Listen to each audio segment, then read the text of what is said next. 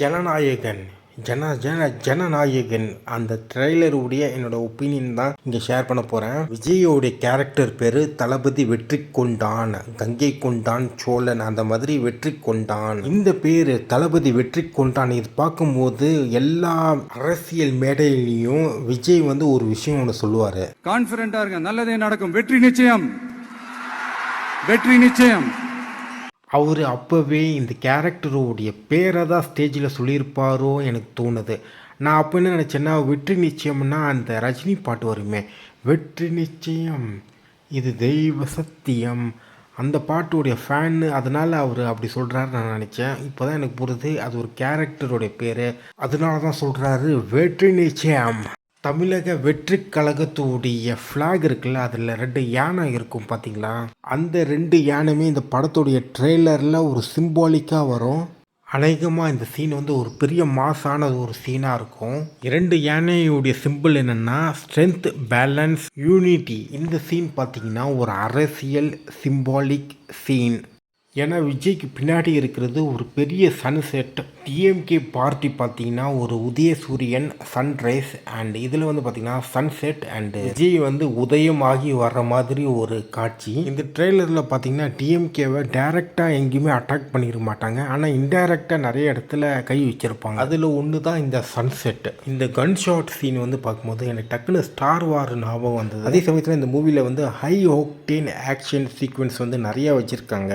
Trailer பார்க்கும்போது தெரிஞ்சது எல்லாமே நிறைய டிஃப்ரெண்ட்டான கட்லேயே பார்த்திங்கன்னா நிறைய காட்சிகள் இருந்துச்சு. விஜய் உடைய ரொம்ப ஃபேமஸான கேரவன், பஸ்ஸு, வேன் மேலே ஏறி நின்று செல்ஃபி ஃபோட்டோ எடுக்கிறது, அதுக்கப்புறம் இந்த அரசியல் பேச்சு பேசுகிறது, அதை பேஸ் பண்ணி எடுக்கப்பட்ட ஒரு சீன் தான் இது. கண்டிப்பாக விஜய் ரசிகர் மத்தியில் இந்த சீன் பார்த்திங்கன்னா தியேட்டரில் பிளாஸ்ட்டு அந்த மாதிரி ஆகும் நான் நினைக்கிறேன். இந்த சீனில் விஜய் குரூப் ஆஃப் நண்பர்களோட பைக்கில் வந்துட்டுருக்காரு. பின்னாடி பார்த்திங்கன்னா ஒரு பீஸ் சிம்பிள் இருக்கும். அதில் என்ன எழுதிருக்குன்னா, யாவரும் கேளியர் அப்படின்னா நம்ம எல்லாருமே ஒரே சொந்தங்கள், நம்ம எல்லாமே ஒரே ஆட்கள், நம்ம எல்லாருமே ஒற்றுமையாக இருக்கணும், அந்த மாதிரி வரும். அதுக்கப்புறம் ஃபைனலாக பார்த்திங்கன்னா ஐ எம் கம்மிங்னு சொல்லியிருப்பார். இனிமேட்டுக்கு திரும்பி போகிறது அப்படின்ற ஒரு வாய்ப்பே கிடையாதுன்னு சொல்லியிருப்பார்.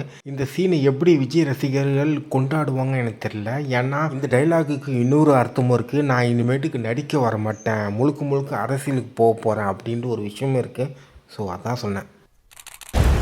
திரும்பி போகிற ஐடியாவே இல்லை. ஐ ஆம் சீனில் பார்த்தீங்கன்னா விஜய் பார்த்தீங்கன்னா சாட்டை எடுத்து ஒரு அரசியல்வாதிகளை அடிக்கிற மாதிரி இருக்கும். இந்த சீனு பார்க்கும்போது எனக்கு எம்ஜிஆர் தான் ஞாபகம் வந்தார்.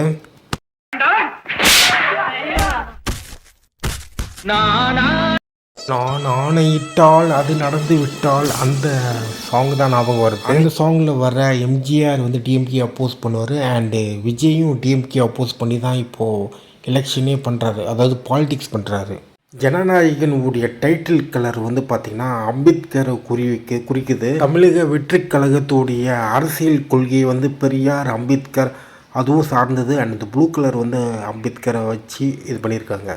ஓவராலாக இந்த ட்ரெய்லர் ரொம்ப நல்லா இருந்தது. அண்ட் என்னால் ஒரு விஷயம் மட்டும் கணிக்க முடியல, இந்த படம் எதை பற்றினது, அதாவது இது அரசியல் இருக்கும், அதை தவிர்த்து இந்த படத்தில் வர கதையெல்லாம் எப்படி வரும் எனக்கு தெரியல. ஏன்னா ரோபோட்டெல்லாம் எண்டிங்கில் வருது, அதெல்லாம் கொஞ்சம் நான் எதிர்பார்க்கவே இல்லை. ஒருவேளை சைஃபை படமா? இந்த மூவி தெலுங்குடைய டப்பிங் சொல்கிறாங்க, அண்ட் தெலுங்கு வெர்ஷனை நான் பார்த்ததில்ல. ஸோ எனக்கு எந்த ஒரு ஐடியாவும் இல்லை. இந்த மூவி என்ன ஜான்ட்ரு, எந்த ஒரு விஷயமும் எனக்கு தெரில. ஸோ உங்களுக்கு தெரிஞ்சால் கமெண்ட் பண்ணுங்கள். Bye, take care, love you all. And உங்களுக்கு இந்த வீடியோ பிடிச்சிருந்தால் லைக் பண்ணுங்கள், ஷேர் பண்ணுங்கள், சப்ஸ்கிரைப் பண்ணுங்கள். Love you, piece.